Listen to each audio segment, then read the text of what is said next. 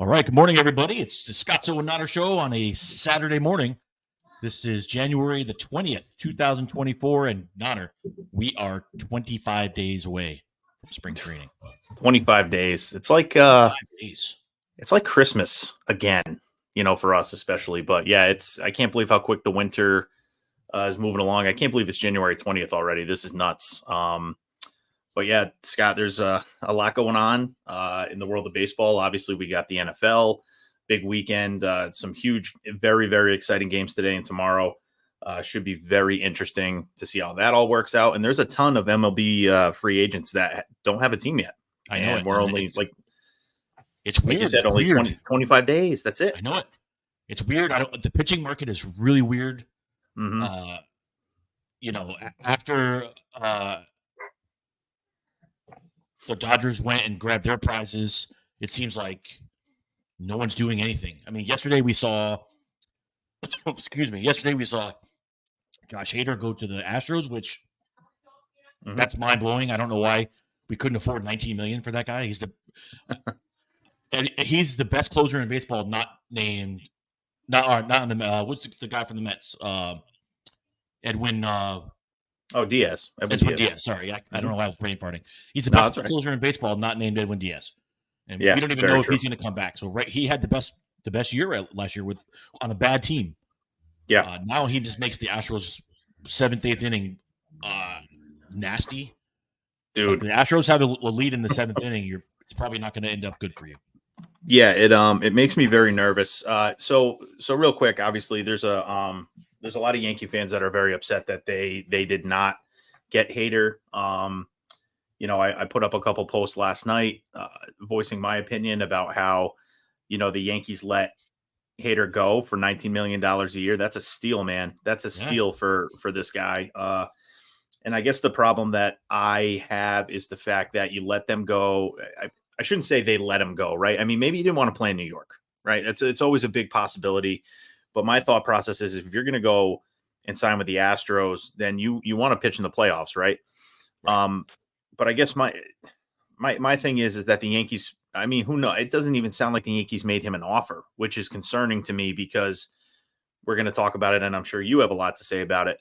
But if the Yankees didn't at least make him an offer or at least have a meeting with him, that just goes to show you that, once again, Brian Cashman and the New York Yankees are very happy with what they have in that bullpen, which, to be honest with you, is nothing to write home about, in my opinion.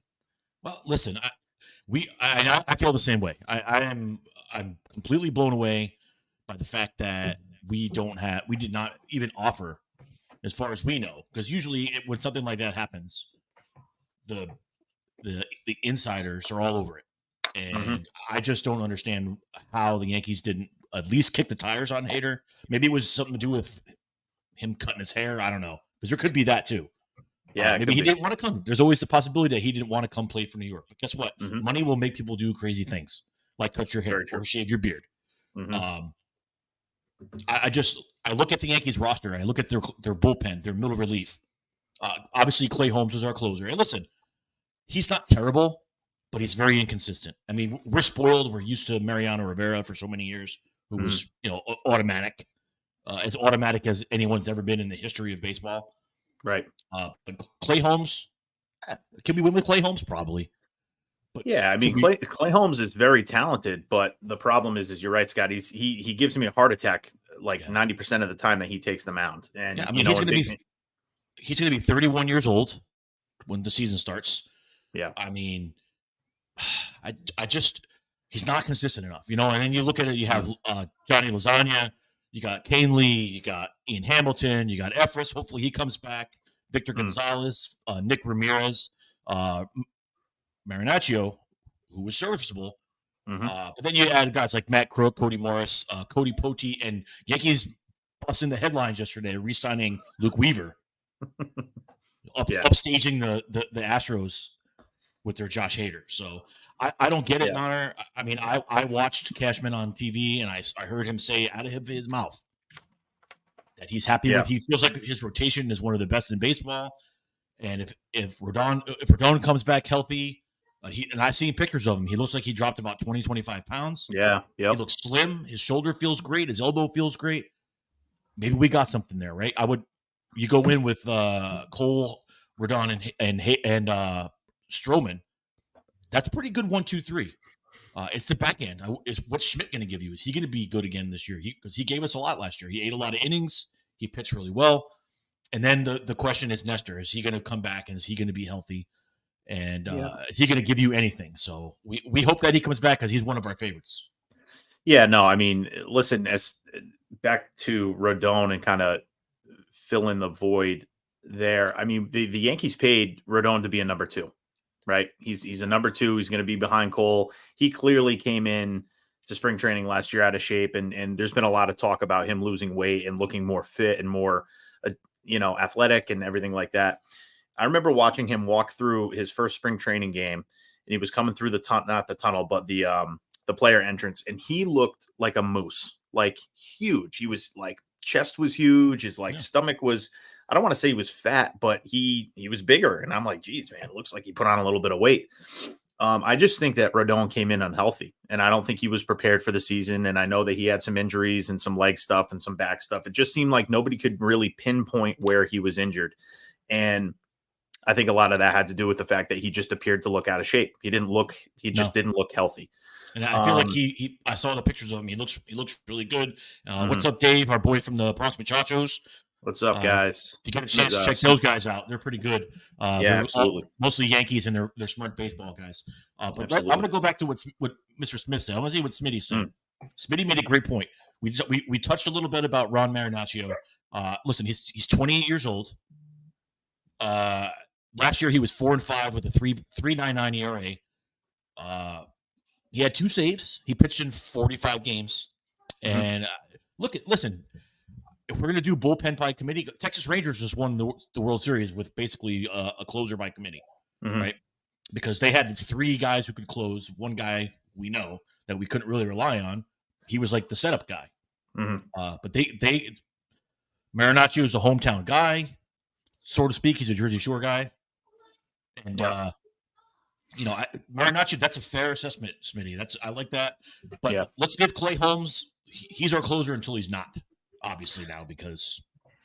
Yeah, and I think too, though, you're seeing a lot more of closer by committee these days, right? It's not like the old days where you had, Mariano Rivera and, all these guys that were your closers. That's it. And I mean, baseball's starting to move far away from that because really, Scott, there's not a ton of really like lights out closers these days. Right. There's really only a couple, right?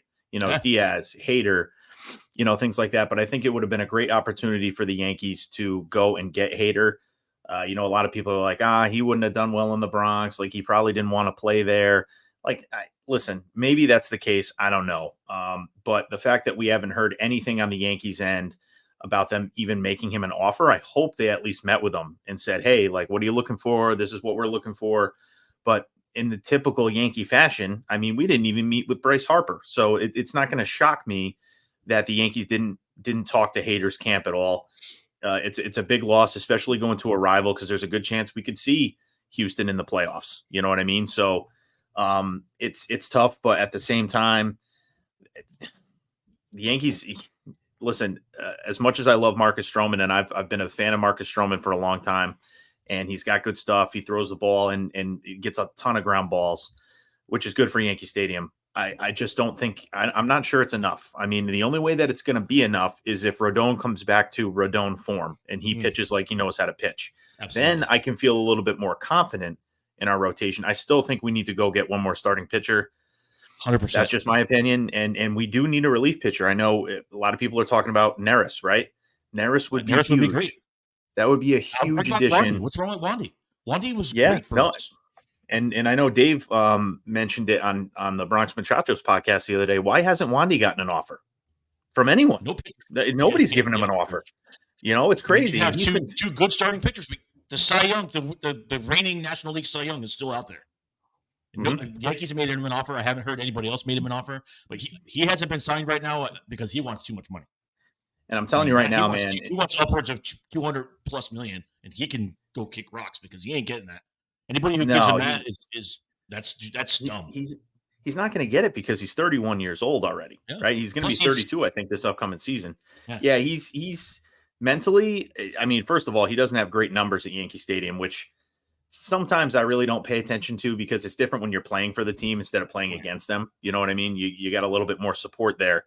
But I'm looking at the starting pitchers that are still available, Scott. You got Blake Snell, Montgomery, Clayton Kershaw. He's going to go. He's either going to retire or he'll go back to the Dodgers on a BS contract, probably. If he doesn't retire, or maybe the Rangers. The Rangers. Yeah, the Rangers. Yeah, Rangers. You got Paxton, which we've already done the James Paxton experiment in New York. I didn't really mind the Big Maple, honestly. I thought he was all right. He was hurt all the time.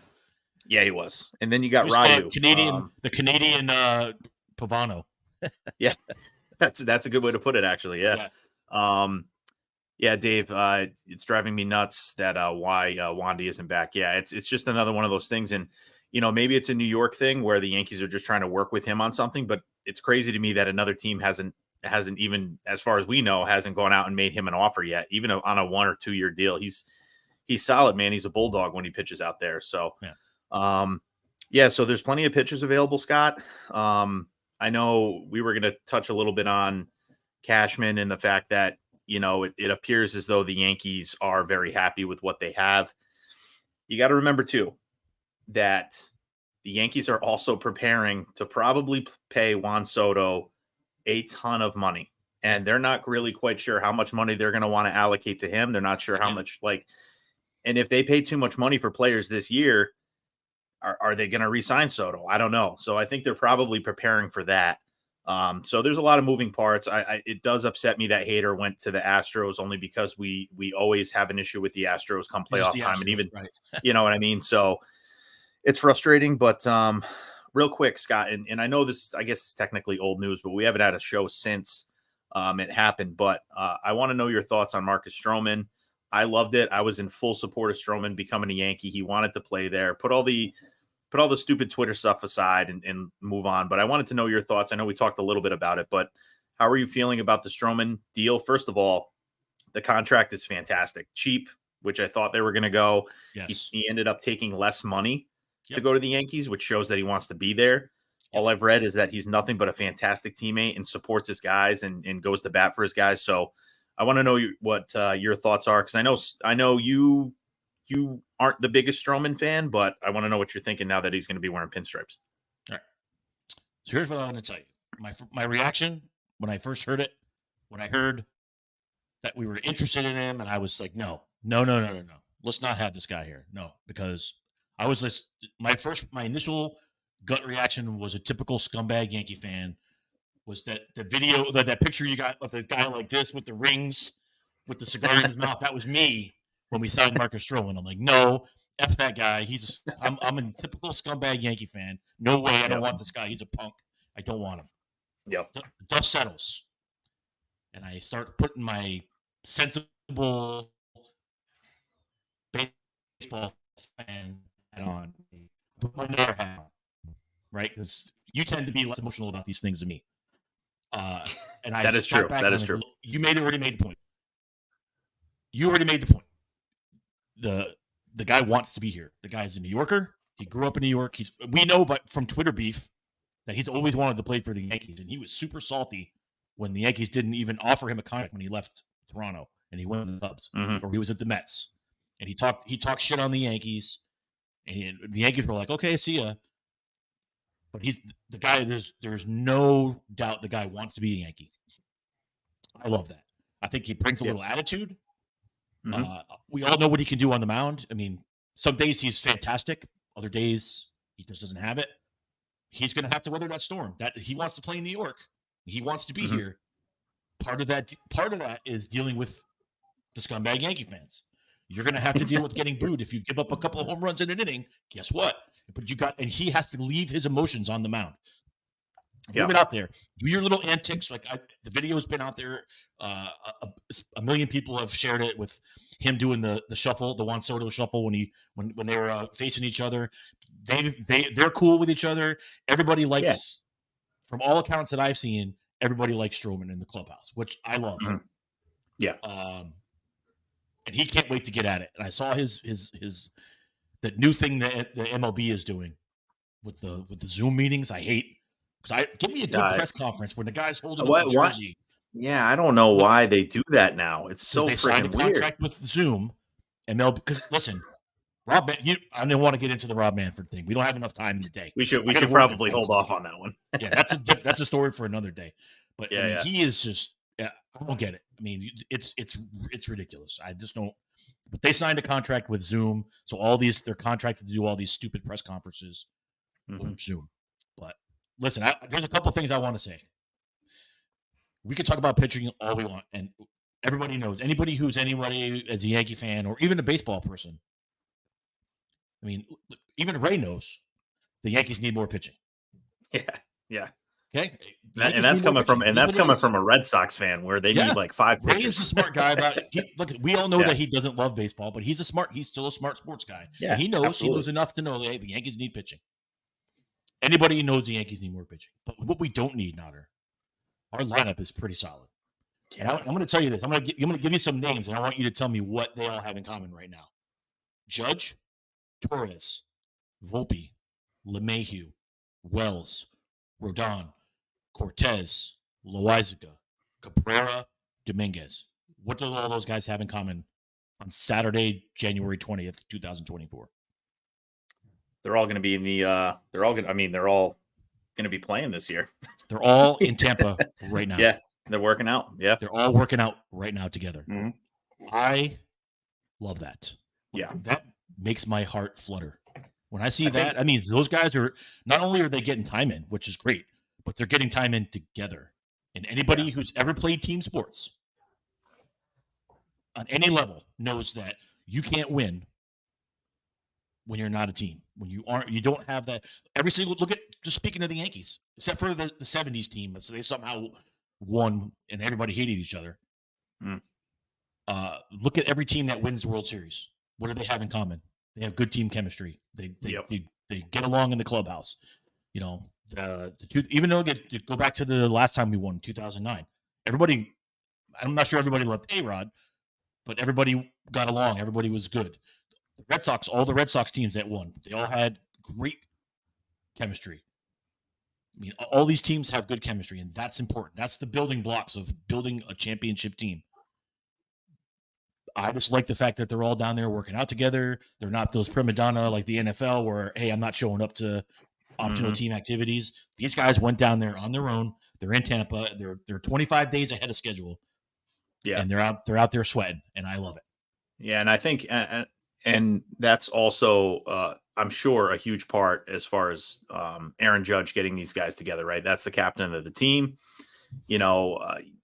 And like you said, Scott, a lot of these guys are pretty tight with each other. But one of the things that I love about what you said was there's one name on that list that I am super happy is down there early and very happy that he's getting work in. He's getting in better shape. And that's DJ LeMahieu.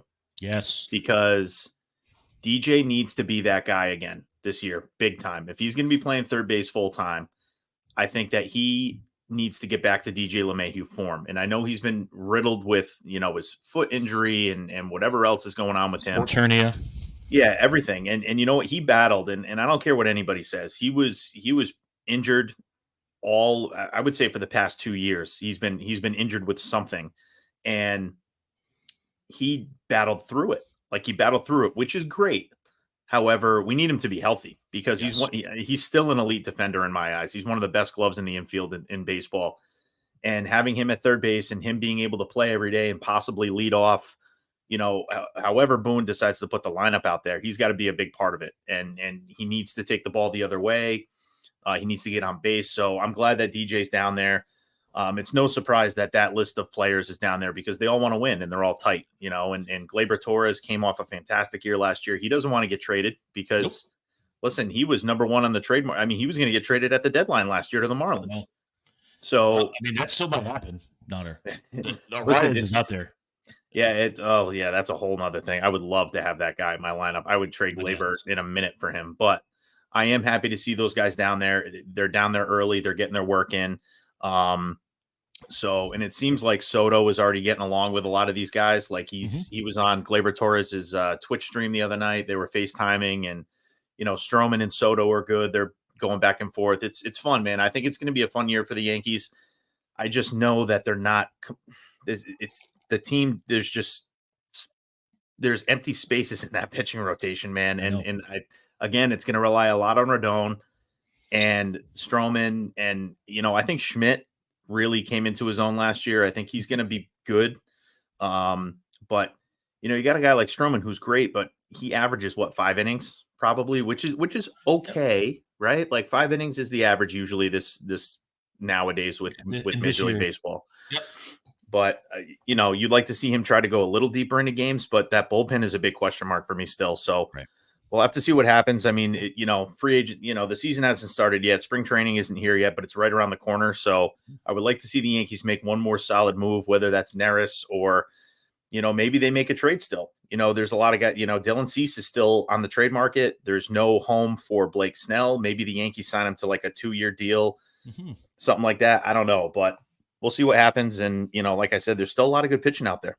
I know. Listen, I would like to see them make a trade for Cease. I mean, we have the components to make that happen.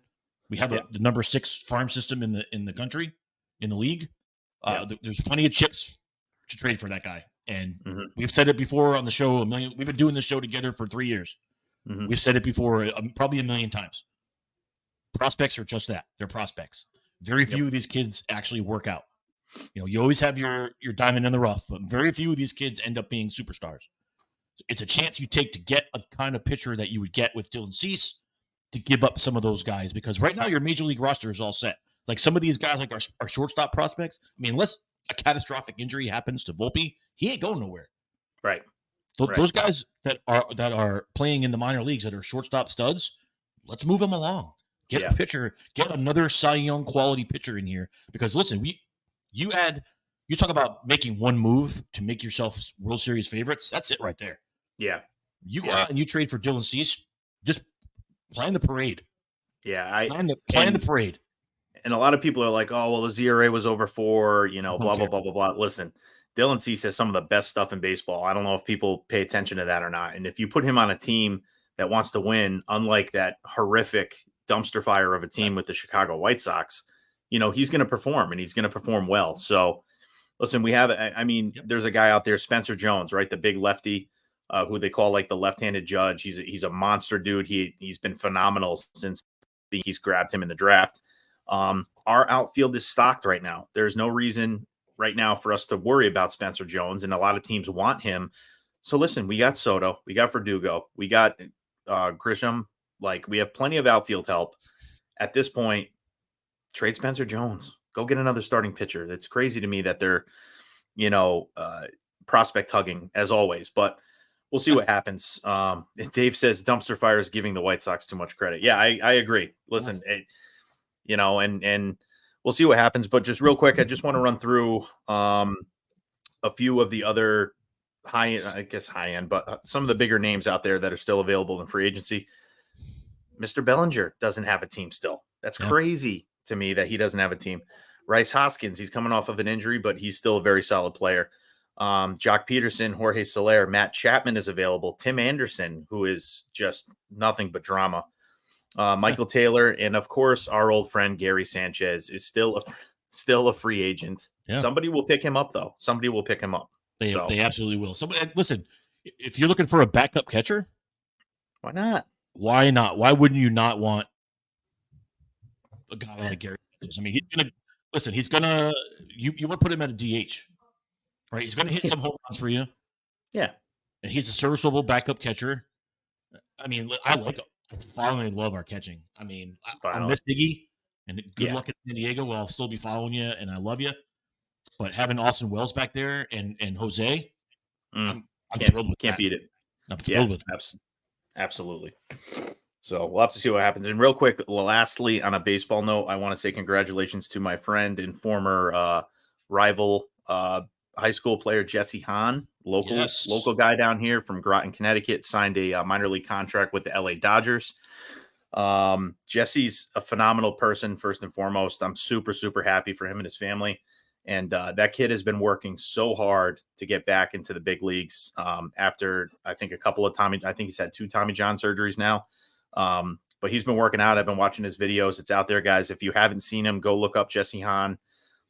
He's got good stuff, man, and his velo's back up there. I'm super excited. I hope that he gets there to spring training because he's got a lot to offer for a team like the Dodgers. But yeah, congratulations to him. I talked with Jesse not that long ago. He wants to come on the show, so we're hoping to have him on for an interview. Yeah, that'd be great. Maybe Hopefully sometime after spring training. Yeah. Either whether it's after spring training or just before, that would be really cool. So I'll be in touch with Jesse, but he'll be a great guest to have on. He's a really good dude. Absolutely. And speaking of Groton, we saw that the Schooners are moving back to Fitch High School. Yeah, I did see that. I saw that the other day. Yeah, they're moving back to Fitch High School. So that's kind of cool. That moves them back to like a Cape Cod League type setting. So I kind of like that. Yeah, absolutely. I think it's cool, and Fitch is a great facility. Obviously, you're coaching over there now too, which is awesome. So, yep. So we'll see. Baseball's right around the corner, folks. So you're going to expect a lot from us on the baseball side of things. I know we're doing all general sports now, but our hearts are with Major League Baseball and in the NFL. But baseball's where it's at, especially for me. I could just talk baseball all day long. We've done it for the past 3 years. So looking forward to it. But yeah, we'll see what happens with baseball. But Scott, football, NFL. Big day today. Holy moly. What a playoff weekend we have on our hands. I'm going to be glued to the TV for 2 days straight. I know. Listen, right now you got the 4:30 game is going to be spectacular. You got the Houston, the upstart Houston Texans coming into Baltimore. 9.5 point underdog. Obviously, the money line is Baltimore. But listen, you know how I felt. I said it on the show, and I said it on Ray's show in the text group. I was high on the Cleveland Browns, and what they did to the Cleveland Browns, what Houston did to Cleveland last weekend, was downright disrespectful. I mean, it's so true, man. They completely. Remember when you were a kid, would you find that giant chunk of ice and you just slam it on the ground and it would shatter into a billion pieces? Yeah. That is what they did to the Cleveland Browns last week. Yeah. That was unbelievable. I mean, they were it's almost like they knew. I was thinking about that. I was listening to the game on my ride out to Ohio. It's almost like they knew what Cleveland was doing. And I'm not saying that they were cheating. I'm just saying they were that good. Like nothing that Cleveland did, except for the first quarter when they were back and forth. I think it was like 7-0, and then it ended up being like 14-14, and that was it. It was like a switch flipped in Houston, and they were gone. And they just completely humiliated the Browns. I mean, listen, if you're a Browns fan, you're just like, you're used to it by now. You knew that was coming. Yeah, and I think the other thing is too, and listen, the Flacco story was incredible, right? It was awesome to see him come back, but that game, and I think you'd be crazy to think that he would be able to keep up the pace that he was going at. But Mr. Flacco, just unbelievable, man. I know he's not going to see this, but I was very, very impressed and very, very kind of taken back a little bit. I'm like, man, this guy got up off his couch and came and played for this team. Nobody else wanted to give him a chance, but he certainly showed his age a little bit in that last game. But at the same time, he didn't have a chance to really do much because that Texans team absolutely dismantled. They dismantled them. I mean, like you said, Scott, it was almost like they were cheating. You know what I mean? Coming into that game, everybody, I mean, the Browns had the highest ranked defense in the league. They were the number one defense in the NFL. And they just got clowned. I mean, everything they were doing. And I noticed something. First of all, there's a kid on the Browns, JOK. That kid's unbelievable. He's going to be a star. He was like the best player on the Browns all day. But listen, they had nothing. Anytime Houston ran to the edge, it was 8, 9, 10 yards minimum. Right up the middle, they were having a hard time.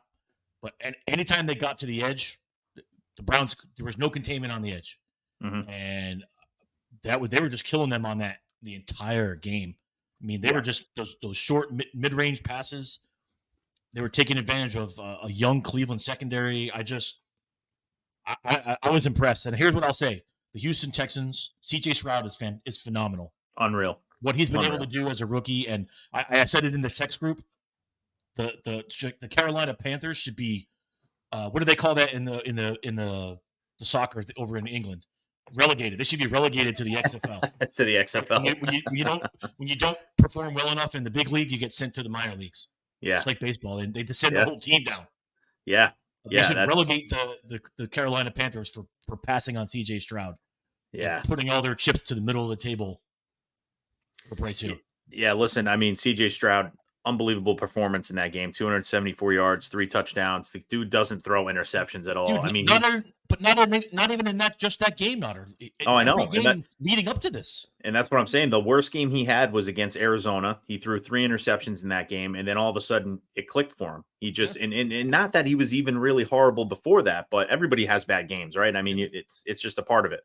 But this kid has been so consistent, and the fact that he's been able to do what he's done in his rookie season, he looks like a seasoned veteran out there in a playoff game. And don't forget too, like the head coach for Houston, this is his first season.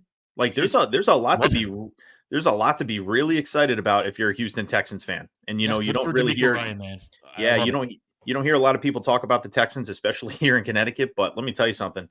Those Texans fans have a lot to look forward to. But they do have a tough game, obviously, against the Ravens today at 4:30. Brian McDonald made a really good point. And first thing this morning, he's like, man, I really like the Texans. And he's like, I really like Green Bay, especially with the spread at 9.5. Lamar Jackson, like Brian said, and this is a good stat, is 0-4 in his last 4 postseason games. Now, I think Lamar Jackson is a different player than he was last year and the year before. There's a part of me that wants to take the Texans because I'm like on the bandwagon now, but I'm not sure if the Texans are going to be ready for this Ravens team. This Ravens team is very, very good. However, the Texans are playing really, really good. And you got to think too, the Ravens have had a lot of time off. And I know a lot of people are big on that. Like, oh, well, if they had a lot of time off, I'm kind of one of those guys too, where it's like, well, if you take too much time off, are you going to be as sharp as this Texans team is coming in after dismantling the Browns? You know what I mean? So I don't know. For me today, I like the spread. I like plus 9.5. I think it's going to be a closer game than everybody thinks. And I also like the over. The over is 43.5. I think it's going to go over that. Yes, I absolutely think that's going over that. So, but we'll see. I mean, if you want to play it safe, in my opinion, I think the Ravens money line is a good one, but you're not going to win a lot of money on it if you put a little bit down. So we'll see. What do you think, Scott? Texans, Ravens? Who do you got? Listen, I love this game. Unfortunately, I have to work tonight, so I won't be able to watch intently. I'll be watching on my phone. I'll have it. But you'll get 1,000. Yeah. I like Mark Andrews coming back. That's huge for the Ravens. That's a big boost for them. But I said this to follow up Brian's text this morning in the group. I said, don't be surprised if Houston and Green Bay are both either close or winning at halftime because the 49ers and the Ravens both haven't played in 2 weeks. Yeah. Yep. And some of those guys rested after they both clinched the 1 seed. Some of those guys rested. Some of those guys on that team haven't played competitive football in a month. I know. And that's the whole thing about, like I was saying, man, with the breaks, right? Like they're definitely not going to be as sharp as I don't think the 49ers will be as sharp as the Packers, and I don't think the Ravens will be as sharp as the Texans. I like the Texans. I like them keeping it close. I still think the Ravens are the best team in the AFC. They're 1A, I guess, in football because I still like the 49ers overall. But I think it's going to be a lot closer. I'm with you. I'm taking the points. I'm taking the Texans and the points. If I'm betting money, I'm taking the 9.5, and I like the over. I love the over on this. Yeah, I love the over too. Yep, no doubt. Both teams have good defenses, but both teams are dynamic offenses. And I would like to see. I'm rooting for the Texans because it's the underdog story. I love D'Amico Ryan. I love C.J. Stroud. I love what they got going on. I'd love to see Lamar get some respect and win a playoff game. Yeah, get some respect because he doesn't get enough respect. And I've been guilty of I think we all have. Yeah, we all have. Of saying until you can prove that you can do it. I mean, you and I went to a game. We saw it live. We saw Lamar live, and I was not impressed. I thought he was jittery. I thought he threw the ball way too much. He has the Josh Allen hero syndrome where he tries to do way too much. Yeah. He's learning, and I like the fact that he got paid. Now he can sit back and he can be Lamar. You don't have to go out there and win the game by yourself. Yeah, I think giving Lamar some weapons like OBJ, a seasoned guy that's played in the playoffs before, got a Super Bowl ring. Zay Flowers has been good too, so he's got some weapons to play with, and I think he feels a little bit more comfortable now, knowing that he is a Baltimore Raven. He's going to be for the rest of his career, and I think he plays with a little bit more confidence knowing that. So, I like that game. I'm going to take the points. Mm-hmm. If I'm betting, I'm taking the Texans in the 9.5 and putting my money there. But if I'm just straight up, what are my eyes telling me? I'm saying that the Ravens will probably win this game. I'm going to say Ravens by 4, 35-31. Yeah, that's exactly the score I had. I think it's going to go well over the 43.5 that FanDuel has it set at. So, with the eye test, Scott, I agree with you. I'm on the Ravens, but I like the points. I like Texans in the points on that one. All right, in the game tonight, another huge game, very, very exciting game, I think. Packers 49ers. Mr. Jordan Love is an absolute stud. I love watching that kid play. Scott, what are your thoughts on this one? Here's my first thought. Green Bay, thank you. Thank you for vanquishing the most hated team in America. Listen, who's the most hated teams in America right now? The Dallas Cowboys, the Houston Astros. Right? What do they have in common? They're both from Texas. Texas has the most, right? What's up with Texas? As a Yankee fan, I want that title back. We should be the most hated team in baseball. Not that. Yeah, let's hope we can get that back. But dude, I think everybody wanted to see the 49ers kick the Cowboys in the teeth.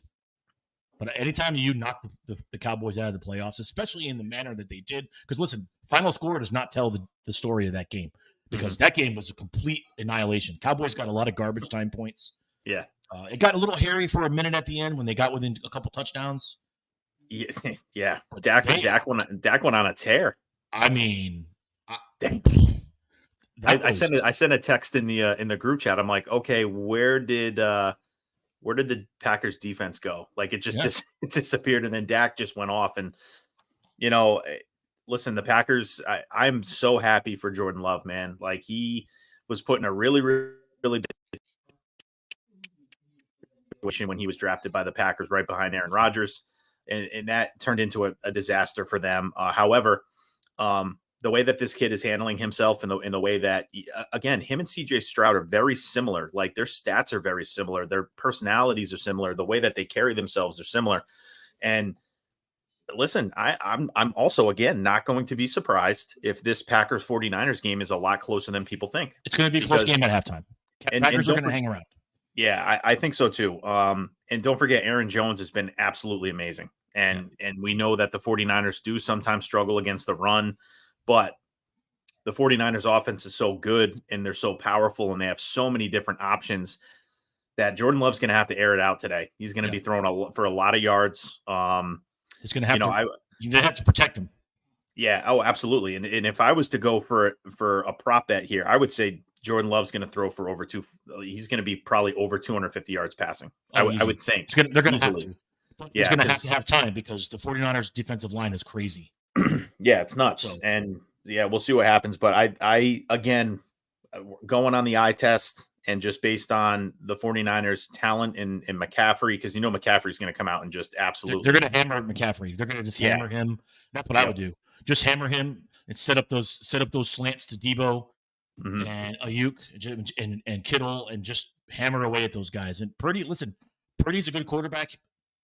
He manages the game well. He does what he's asked to do, and he does it well. And I don't think he's a game manager, right? As Cam Newton called him.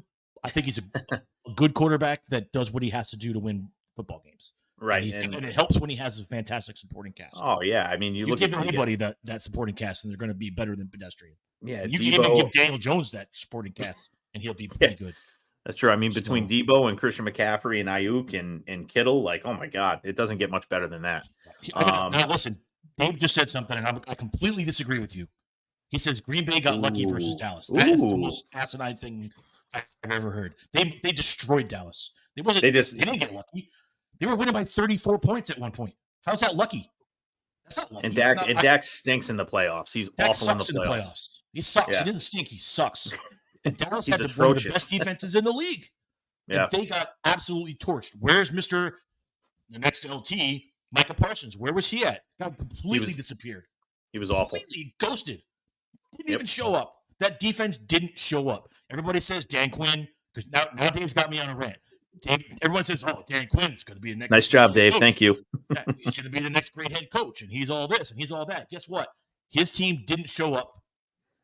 His vaunted Dallas defense did not show up last Sunday. They got completely smoked, whistle to whistle. Not luck, no luck involved. The only luck was that Dallas cut it to 14 points because they embarrassed the Cowboys in Dallas. And by the way, that was the first home loss for the Cowboys in 16 games. It's crazy. So to say they got lucky, completely, that's a horrible take. Sorry, Dave. I love you. Yeah, we love Dave, but I'm going to agree with you, Scott, man. Like that game was Green Bay all the way, man. Dak throwing interceptions. He looked absolutely awful. The defense looked awful. Like you said, Micah Parsons didn't show up to the game. He decided to take a vacation day. Like, listen, Green Bay took advantage, man. And a lot of people, if you don't know this by now, if you haven't watched the NFL and you haven't seen how Dak Prescott performs in the playoffs, you had to have known that there was going to be an issue at some point, right? And I like Dak. And so do I. So do I. I think he's a great quarterback. Like in the regular season, sometimes there's nobody better than Dak Prescott. But when sometimes players just don't have the ability to play in big games. And that's sad because Dak Prescott is an amazing talent. And for a guy like Jordan Love, no disrespect on his name at all, because he's been great. But for a kid like Jordan Love, for his first full, like real big season, he absolutely showed up, Dak Prescott. It was embarrassing. You know, and listen, they were not prepared. McCarthy. No, they weren't prepared at all. His worst job ever as a head coach. Didn't have his team ready to go. I said Dan Quinn, who's supposed to like this defensive genius, didn't show up. No show. They were not prepared. And I know I don't agree with Jerry Jones on a lot of things, most things he says, but he's spot on when he said we weren't ready to play this football game. And I don't blame him for being pissed. I'm surprised that McCarthy kept his job, and I'm going to tell you why McCarthy kept his job, because nobody wants that job. Nobody wants to be the head coach of the Dallas Cowboys because nobody wants to work for Jerry Jones. Everybody was like, "Oh, Belichick's going to go be the head coach of the Cowboys." No, sir. No way. It was never going to happen. As long as Jerry Jones exists as the owner / GM or whatever he's calling himself, Bill Belichick will not coach that football team. I'm telling you now, because the other thing too, not coexist together. And the other thing too, Scott, you know this, being in the workforce and everything else, right? Like if you have a company or an organization that's failing, right? It's failing. And the Dallas Cowboys have failed and failed and failed and failed and failed in the same categories every single year. Playoffs, quarterback, whatever, head coaches. It starts at the top, man. It starts at the top. And if people listen, Jerry Jones got to go, man. Listen, I get it, but he has way too much say on too many little things that he doesn't even need to really concern himself with, right? He's trying to be George Steinbrenner. Yes, exactly. But at the same time, you're right. Nobody wants to be the head coach of the Dallas Cowboys. Who would want to go into that environment with nothing but hate and discontent from probably the players, I would assume at this point, right? I'm sure some of these players are pissed off and they're over it. And then you got the fan base and you got the rest of the NFL. It's embarrassing. Yeah. It's embarrassing. And it starts at the top with Jerry Jones. And people that don't realize that don't understand how an organization works, right? So we talk about it with the Yankees all the time. Hal Steinbrenner, why aren't you spending money? Why aren't you doing this? Why aren't you doing that? And it's just frustrating because I do really like Dak Prescott, and I want to see him win. I do want to see him win. I want to see him be successful. He's a very vulnerable guy. He's honest. He does a lot for the community. He does a lot of really great things that people don't talk about. Right. But the poor guy can't play in the playoffs, man. I know. And it's just, it is what it is. And Mike McCarthy's coming back, which I kind of thought was going to happen because I really didn't think it was necessarily McCarthy's fault other than just not being prepared. Like you can only prepare your players so much, but Green Bay came in and dismantled that Cowboys team. They were prepared, man. They were prepared. Yeah, absolutely. I want to make a couple more points on the Green Bay San Fran game because then there's some other NFL related besides head coaching positions that I want to talk about. I listen, the 49ers, they're given 10 points. That's a lot. Again, I like it to be a little closer than that. The 50 and a half is the over under on that. Or I mean, that's a lot too. I think that game might be a little lower scoring than everyone thinks. Yeah, I'm talking maybe in the 40s, like 47, 48. Yeah, I think so too. I would take the under on that one. Yeah, I think I'm going to take the Packers though. I'm taking the points. I would take the points on that. I think it might be a little closer than everyone thinks, just because San Francisco, if they get by this game, I think they'll play better next week. But I feel like they're going to be a little rusty, and I think Green Bay. This is the playoffs. We've seen it a million times. Remember, the Colts were famous for it. The Colts would not play their guys the last 2 weeks of the season. They'd have a first round bye, and then they would go into the playoffs and lose because they weren't ready. Yeah, and I'm not by no means am I ever prepared to be an NFL head coach. However, as someone who does coach, why would you not want your guys game ready at all time? Like, you don't have to play the whole game. Play a quarter, but just see some game action. It's not the same as going against your practice squad. It's not the same as, getting reps in practice. It's completely different. And you've played organized sports in your life.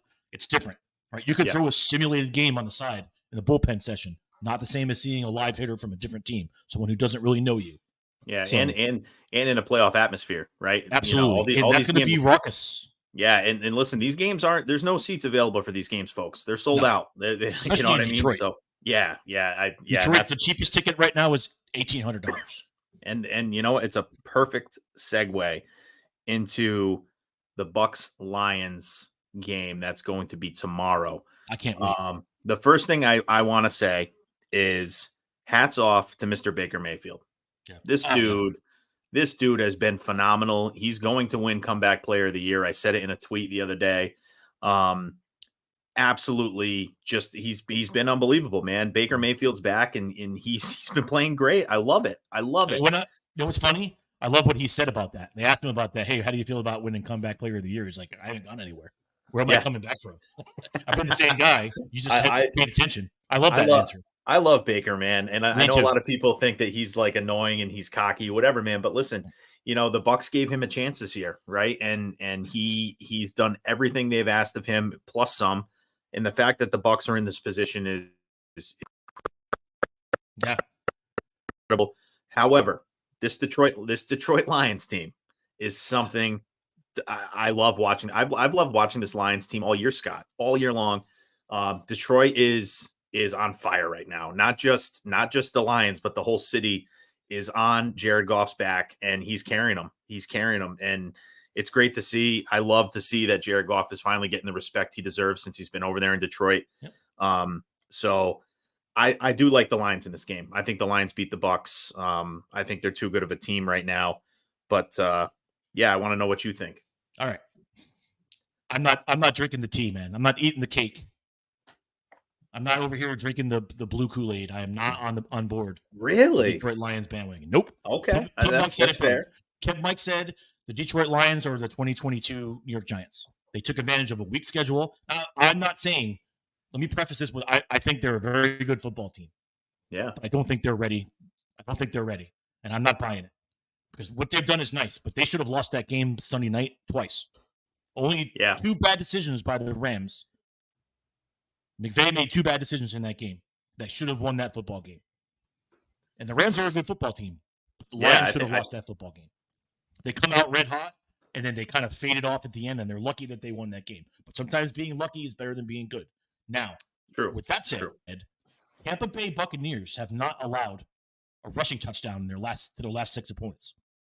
That is a big thing. They shut down the run. They are tough. I also think that Dan Campbell, while he's doing a fantastic job, I don't think he's a good NFL coach. I think he's a great leader. He knows how to get the most out of his people. That's what leaders do. Good leaders do. He's a big motivation guy, right? Yeah. I don't think he's a good NFL coach. And that is where I say that might hurt the Lions down the road. Now, I'm not saying Todd Bowles is Bill Belichick by any means. But if you gave me a $100 bill and said, I'm giving you this money, put a $100 bill on who you think is going to win this football game, I'm going all in on the Tampa Bay Buccaneers right now. I like what they got going on. I like what Baker Mayfield's got going on. Their defense is disgusting, especially up the middle. Yeah. And I just like they're going to do enough on offense, right? I think they're going to do enough on offense to win that football game. It's going to be tight. It's going to be another like 27-24, somewhere along that line. Right now, Detroit is given 6.5, and the over/under is 49.5. That's probably around right. I would probably bet the over on that. Maybe I might be off a few points, but I think 6.5 is still a lot because I think that the Buccaneers are not getting enough credit here because the Lions, while their record, they are who they say they are. Yeah, your record says who you are. 12-4 or 12-5 or 13-4, whatever they were. They're good. But again, they have flashes of not being a good football team. And I feel like that's being veiled that is veiled by having a weak schedule. Just like the Giants last year. They all fooled us to thinking that they were back. That hey, the Giants got something here. They had a super weak schedule, and they beat the teams they were supposed to beat. That's what you're supposed to do. You'll play who's on your schedule. You don't pick your teams like in college. You play who's on your schedule. But I feel like the Lions are setting themselves up for a letdown. So I'm just saying to Detroit, get your towels ready. Get your tissues, because tomorrow night may not go the way you think it's going to go. Your very possibility to beat the Lions. That's fair. I mean, listen, the Bucs are a good team. Lions have been playing good. Like you said, it was a very, very close game last week against the Rams. I totally get that. I think, though, the fact that there's so much going on with that team as far as the hype, and which, like you said, could be good or bad, right? Like, I just think that it's whether the Lions win or lose, in my eyes, it's a successful season for them, right? Like they've done, they made it to the playoffs finally after however many years. They won a game. Yeah, but I think if betting wise, if I'm going to put any money down, at least for me, I'm going to go just money line because the 6.5, I think all of these games are going to be close. And that's usually what happens come playoff time, right? These games, the unexpected happens and the games are a lot closer than they normally are. 6.5 points. I like the money line for the Lions. Scott, I know you like the Bucs here. So we'll see. That'll be another really great game too. There's not one game on this playoff schedule right now that is going to be, boring by any means. No. You know what I mean? Listen, we have to face the possibility, NFL fans, that the NFC Championship is going to have Tampa or Detroit. There you go. It's crazy. It's crazy. Like, good for them. Listen, I'm not hating on them. I'm not hating on them whatsoever. I respect what they've done. I just feel like they haven't shown me enough for me to be like, oh yeah, these guys are for real, and I want to see it. Kevin Mike called it at the beginning of the season when we had our season preview. I had him on the radio show. He said Detroit Lions, and he was spot on. But he also said the same thing I'm saying. They took advantage of a weak schedule. They did what they had to do to get where they are, and good for them. But I feel like they're setting themselves up for the eventual letdown. And I think Tampa Bay is that team. Hey, it's very possible. Like I said, these games are all going to be very good. All right, and our last game that is going to be tomorrow. This is a huge one. This is going to be a very entertaining game. We got the Bills and the Chiefs. Scott, what are your immediate thoughts on this one? I cannot wait. For me, this is the toughest game, in my opinion, to pick. This is a push game for me. Yeah. This is a game I'm not touching. Money-wise, I don't touch this game. Because I don't think I'm touching it either. And my heart is pulled in different directions. Because I've been saying it for years. I'm a huge Josh Allen fan. Huge. I love what they're doing. I love the city of Buffalo. If I want Buffalo to win the Super Bowl, I want to see the city of Buffalo get a Super Bowl. I would love it for their franchise, for my friends who are Bills fans. They're like the Red Sox of the NFL. Right? I want to see them finally get over that hump and win something because they've been disappointed in so many ways, so many times. But on the other hand, in my house, the Kansas City Chiefs. Listen. I'm in the minority. Being a Giants fan, I'm alone here, right? Because the rest of my household is wearing Kansas City red, and you know why? I ain't gonna say it. Oh yeah, we know why. But tomorrow night there'll be plenty of Travis Plenty of Travis Kelce jerseys in my living room. Which, listen, I owned it. I got a Kelce jersey for Christmas. I'm not afraid to say I love that guy. I love Travis Kelce. Arguably the greatest tight end in the history of football. We could argue about it all day, but he's up there with the names. That's all we can say. Yeah. He's had a little bit of a tough year. Is it because of his extracurricular activities? I don't know. He's 33 years old. He's getting up there. Yeah. His brother's about to retire. Yep. And we haven't talked about that yet either. I want to get to that in a minute. But yeah, absolutely. My heart is being pulled in different directions. Here's how game-wise, I only take the Bills because they're at home. And I think the Buffalo fans have been clamoring for this since the 90s. They haven't had a big playoff game in Buffalo since the early 90s when Jim Kelly was still there. And I think they're going to be – I mean, if you could say the Buffalo fans are going to be more nuts than they normally are, I mean, listen, I want to go to a game up there. That's still on the bucket list. I got to go to Buffalo for a football game. Oof, better layer up. But, man, the Kansas City Chiefs, I have a hard time betting against Patrick Mahomes and Andy Reid because – what they've been able to do the last 5 years has been spectacular. Nothing short of spectacular. And just when you think they can't do it, they do it. So that's why I'm leaving this one alone. I'm not touching this one. But if you put a gun in my head and say you have to pick one, I'm taking the Bills at home. Yeah, I'm in agreement with you on that one. The big downfall, right? If you're picking the Bills or you're a Bills fan, is that quarterback over there in Kansas City, man, he manages to make it happen with whatever he has available on the field. And the Chiefs -2.5, money line is -146, and the over under is 45.5. I probably like the over on this one. I think I do. However, it's a lot of points going to get scored. Yeah. So I like the Bills here. I'm not going to touch this game either, though, Scott. This is the game I'm pushing away, and I'm saying, you know what? I'll just watch it for fun and not have to worry about whether I'm going to win any money or not. Right. But listen, I feel like now is the time for Josh Allen, right? Like he carried that team last week. He is easily one of the best in the business. I want that guy so bad to win one, and I want the city of Buffalo to win one too. And this is coming from a Giants fan, especially after everyone talks all that shit on him about how he's going to choke and he's got hero syndrome and everything. The dude just wants to win, man. Yeah, he's a competitor. It takes.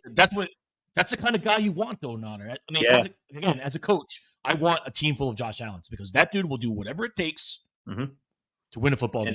If that means hero syndrome. He makes bad decisions sometimes, but he loves Brett Favre for doing the same thing, right? Exactly. Brett Favre was beloved for doing the exact same thing that Josh Allen was doing. So I don't get it. So let the man play. Let Josh cook. Let him cook. Yeah, because I don't want to see him win a Super Bowl. Let's go. Let's go, Buffalo. Yeah, exactly. And listen, how great would it be for the fans, right? Like, we talk about look at what they went through over the past, last week, where they were asking people to come and help shovel snow. And these dudes were out there with no shirts on. Yeah, and tomorrow, like you look at the conditions of what Buffalo has to play in, and and I get that's a part of the game, right? That's a part of the lore of Buffalo and the Bills and Bills Mafia. Dudes, it's negative 50 degrees outside. Dudes are running around with no shirts on, jumping, catching themselves on fire in the parking lots. Like it's wild, man. So remember Kansas City. They played in minus temperatures last week, and they had 15 people go to the hospital for it's insane. So me and you would have had an issue because when you see the people take the beers out of the cooler, they were like exploding because it was so cold. What would we have done, Scott? I don't know I have no idea what we have done, but so the lines on Buffalo and in the Bills, it's a small margin, right? 2.5 points. I mean, I'm going money line on this one if I'm going to take anything. But like I said, I'm pushing this one away. I'm not going to touch it. I want to watch it and enjoy watching the two best quarterbacks in the NFL go at it. And and don't forget too, the Bills did lose to the Chiefs back. What was it? Week 14? Yeah, week 14 in Kansas City. Kansas City. Yep. That was that the Tony game? Was that the Kadarius Tony incident? Yeah, it was. Well, one of them. So I don't think Tony's going to be on the field very much, if at all. So guys, we real quick before we wrap it up, you wanted to talk about something else. I wanted to talk about real quick about first of all, I just want to say, America, you better brace yourself. We're going to open a hole in the time and space continuum. Brace yourselves for the possibility of a Detroit Buffalo Super Bowl. That could happen. It could happen. It could happen. That would be unbelievable. It would be great. It would probably, from an NFL aspect of it, Detroit Buffalo is not sexy, but man, one of those franchises is going to win their first Super Bowl, and it would be as a fan of the game, it would be spectacular. Yeah, that would be. I kind of low key hope that happens. Hey, listen, I'm all for it, man. At this point, my team's been out of it for a long time now. So honestly, at any point during this playoff, whenever we get to the Super Bowl and see who's going to be playing, it's going to be interesting either way. I mean, Texans, Ravens, Packers, 49ers, Bucks, Lions, Bills, Chiefs. Like it's just the way that the season turned out, man. Oh yeah, I can't wait. It's going to be NFL gets it right almost every time. Yeah, absolutely. You can say all you want about the whole NFL is fixed as dumb. Yeah. You can say what you want about the NFL; they get it right every time. We're not going to have an Arizona Texas World Series type thing in the NFL. They get it right every time. Right. Exactly. So I want, before we move on real quick and wrap it up, I want to just answer a couple questions. Our buddy Darryl Whitley, he wanted to know where Belichick is going to end up. I still listen. Right now, it's a fist fight between Belichick and Harbaugh in Atlanta. I still think if Belichick goes anywhere, it'll be Atlanta. I'd like to see him in San Diego. Who knows? I think one of those guys is going to end up in San Diego. The other one's going to end up in Atlanta. So, yeah, it's going to be one or the other. Yeah, I agree. And my buddy Nick, by the way, Nick produces a fantastic podcast. He's a friend of the show, a good friend of mine. They have a podcast called Cover Down. It's run by a great group called the Guardians of the Purple Heart. Great friends of mine, great people, veterans that do a lot for the veteran community. Unfortunately, that's undermined by the fact that Nick is a Redskins fan. And he wants to know when DC is going back to the Super Bowl. How about never? Yeah, I don't know about that. Yeah, no, it's probably here's what I'll say. Maybe not in my lifetime. Kidding aside, I like what they did. They cut off the fat. They're doing good things. They're revamping the ownership. They're revamping the leadership on the team, and they're going to build from the ground up. Got to lay the foundation. I think that's what they're doing. They're on their way to being back. And listen, the NFL is better when the Giants, the Redskins, the Eagles, and the Cowboys are all good. It's like when the Yankees and the Red Sox are both good. The Major League Baseball is better. Same with the NFL. The NFL is better, especially as a lifelong Giants fan, growing up watching the NFC East beat the crap out of each other every single week, every year. The NFL is better when those four teams are good. So I want to close it out with a couple things. One, we kind of touched on the coaching carousel. There's been a lot of cool things. Congrats to Antonio Pierce. Yeah, huge news. Man, Antonio, I'm part of me is super happy for him because I love him. You know, once a Giant, always a Giant. Won a Super Bowl with us. Wouldn't have won that Super Bowl without him against the Patriots. Mm-hmm. But part of me is sad because I really wanted him as our defensive coordinator. So congrats to Antonio. I love you, AP. You're doing great things, and I'm low key rooting for the Raiders to do good, man, because I feel like they nailed it on that. Finally, the Raiders nailed the head coach. And the other thing, I want to talk real quick about the Eagles. Ugh, because the only thing as good as watching the Cowboys get mopped is watching the Eagles get mopped 24 hours later. I freaking love that too. Both teams in less than 24 hours. And so if you're an Eagles fan, God help you. Sorry. How are you feeling? I feel like the Eagles fans, at least the ones I know, they want Sirianni gone because Sirianni, to me, not a good coach, not a good leader. He rode the coattails of two fantastic coordinators last year, and now he gets rid of those guys, and they're a complete shit show. I mean, Philly is probably a bigger shit show than the Giants right now, with more talent. Yeah.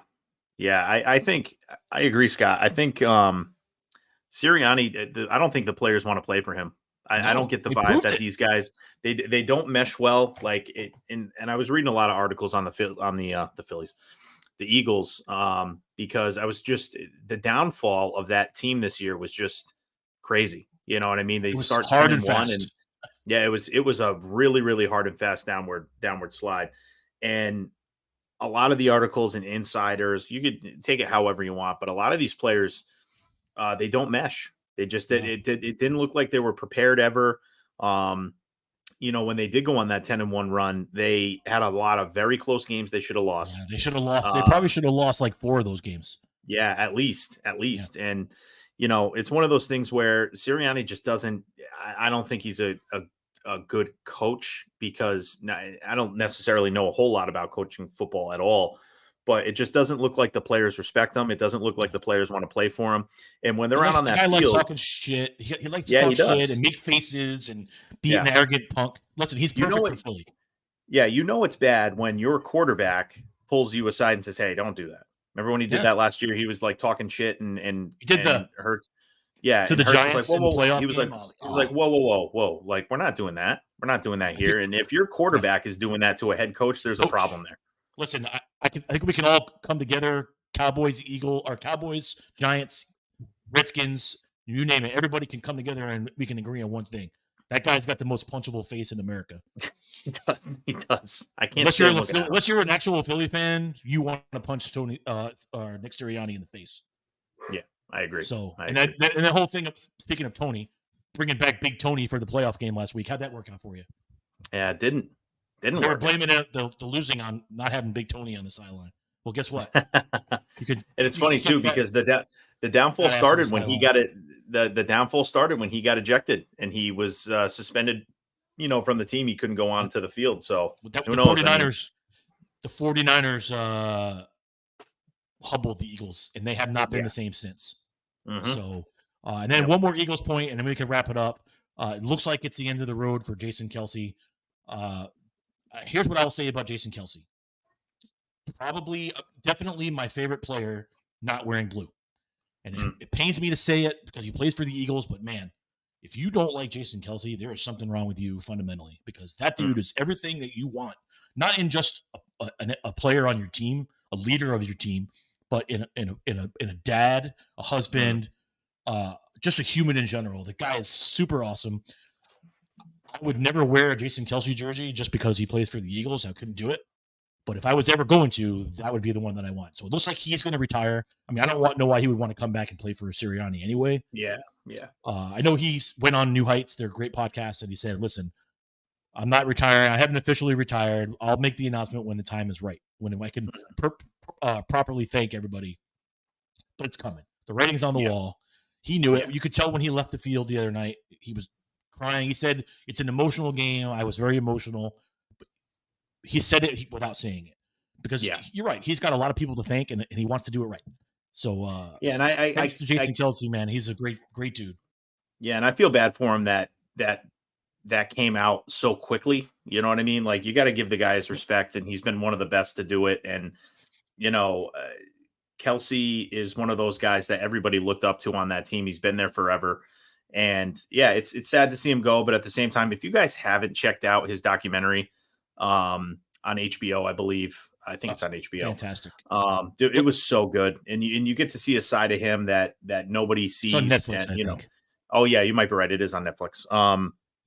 And the way he is with his kids and his wife and his family, and one of the coolest stories is the fact that he basically saved Travis's career. You know what I mean? Like Travis was, when he was in Cincinnati, was partying and doing all sorts of stupid shit. And, Jason pulled him in and right. And, so it's going to be sad to see him go, but it's well-deserved retirement. He had a great career, and it's sad to see him go out that way. One of the greatest centers of all time.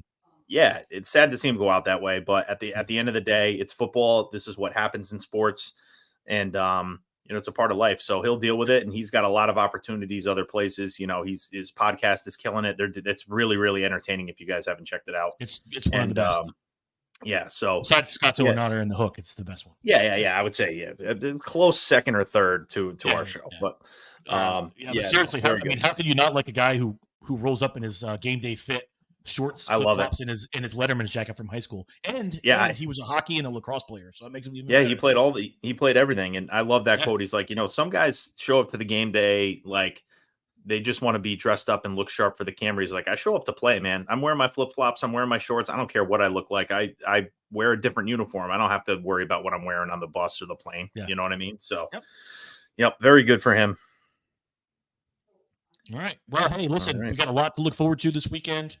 2 great games later today, 2 great games tomorrow.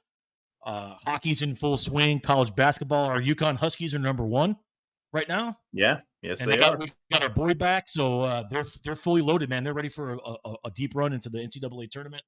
I'm repping the Knicks today. They're playing real good basketball right now, so all's good, man. Yeah, all is good. And guys, too, just so for whoever's watching, I believe I talked to Ray. We are going to try to do a live stream during the championship weekend for at least one of the games. Yeah. So tune in for that. We'll get some more details squared away with that. But we should have. I think we're going to try to do a combined Hook and Scotzo and Notter show live stream during one of the championship games. Coming up. So stay tuned for that. We got some more details coming on that. And again, we appreciate all the support. We, we try to come on when we can. It's a nice little schedule we have. We come on when we want. So it's very lax and we have a good time doing it. So thank you all again for following, and head over to the YouTube, subscribe, all that good stuff. Yeah, heck yeah. And enjoy the games today and tomorrow, guys. And we'll see you soon. All right, guys. Take care.